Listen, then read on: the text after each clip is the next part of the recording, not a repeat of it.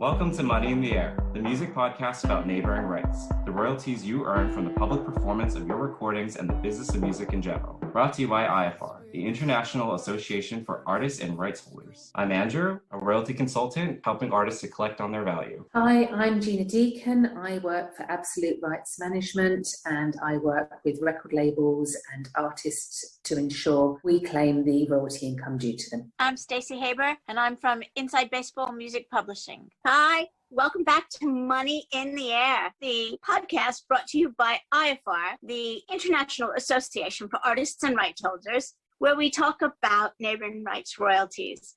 Today, we're going to talk about the IPD. That's the International Performer Database.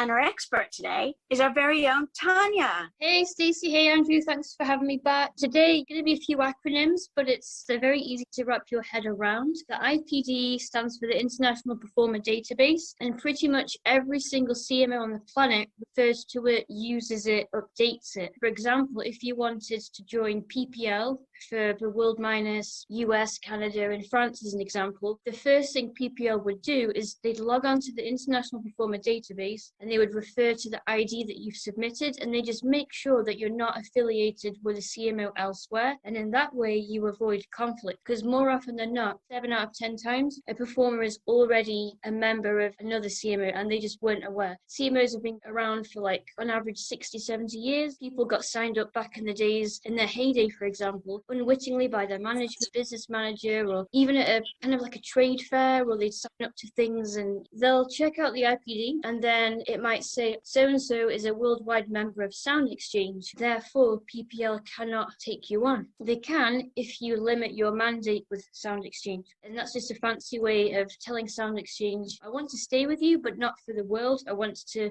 limit your international mandate and remove certain territories, therefore freeing those territories up for PPL to collect in. So it's impossible for two different CMOs to collect in the same territory. When that happens, it's known as a conflict.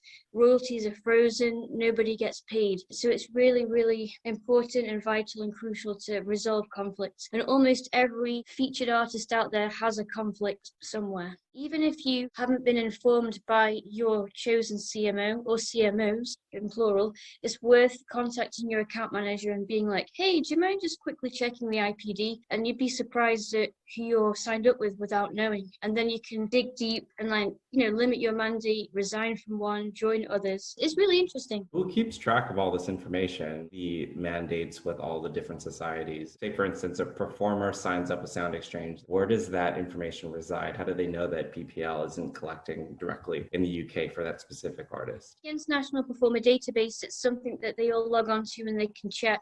But I was informed recently that Sound Exchange no longer use the IPD. A couple of other CMOs are in the same boat. It might be a cost thing, maybe there's a membership fee or something, but it's problematic in my opinion not to work with the IPD. Each performer out there has an international performer number, often shortened to IPN, so you'll often hear IPD, IPN. So when you register with a CMO as a performer, like PPL or Adami, GVL, whichever one, you'll be given a performer number, like a local performer number. They also call it an ID number, and it's totally separate to your international performer number. It's just something that can confuse performers, especially if you log into PPL and you check out your repertoire and you can go into the lineup and you'll see two numbers, and quite often performers are like, I don't understand why there are two numbers. It's like, nothing to worry about. One is your local PPL performer ID and the other one is your international performer number.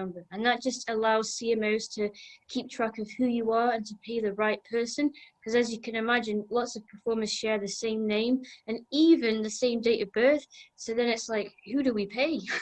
It helps. Everyone log in and look at the IPD. As far as I'm aware, that's a no. It's CMOs only, which is a shame. I would love to have access. I know that I tried to get access a few years ago. I was just inquiring and they were like, no. Unless you're a CMO. I was like, no, I'm not. I'm a rep. So it was going to save a lot of time and hassle. Conflicts can be resolved, they should be resolved. However, it can take a long time because in order to resolve a conflict, you have to limit one mandate at one of the CMOs competing over one territory. And sometimes that can be effectuated in 1 month, which is great. Other times it can be like 6 months on average. So then you've got to wait 6 months until they update their mandate. And then what they do, the CMO has to log into the IPD and like tick a box basically like no longer collecting in Spain and France, for example. And then Spain and France can move forward with the other CMOs. So yeah, you have to be patient, but it's well worth it because like I said, royalties can be frozen and that's not good for anyone. This number is akin to the Social Security number here in the United States, like your tax ID for yourself as a performer, so to speak, so that nobody else can be confused with who you are. As Tania mentioned, there could be two artists with the same alias, or you have the same legal name, a myriad of different things. So this makes sure that there are no duplicate use out there from a reporting perspective. Yeah, it's so crucial that IPN. And that's perfect. That's a perfect way of putting it. It's like your SSN, or in the UK, it's like your national insurance number. Yeah, there's no two ways about it. It homes in on you. That is you. What other information do they hold on you? As far as I'm aware, it's just your full name, your date of birth, your nationality, and then which CMOs you're affiliated with. And who runs the IPD? I'm curious how they get around data protection and right for information if everybody can't sign in and see what they have on you. That's an excellent point. It's the only way to truly find out where you are